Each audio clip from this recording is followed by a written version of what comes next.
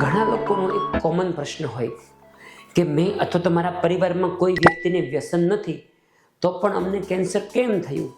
તો મિત્રો, વ્યસન છે એ એક રિસ્ક ફેક્ટર છે, એક કારણ છે. બધા જ કેન્સર વ્યસનને લીધે થાય એવું જરૂરી નથી.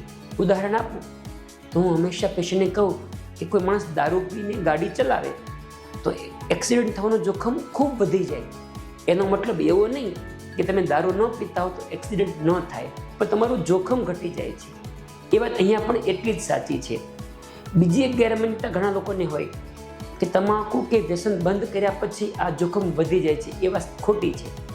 કોઈ બી વ્યક્તિ સ્મોકિંગ કે ટોબેકો બંધ કરે તો એનું કેન્સરનું જોખમ આગલા 10 કે 15 વર્ષમાં ધીરે ધીરે ઘટશે.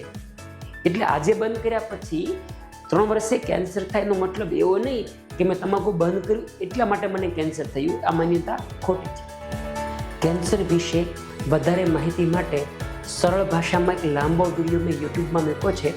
તમે મારી યુટ્યુબ ચેનલ પર જઈને એ જોઈ શકો છો.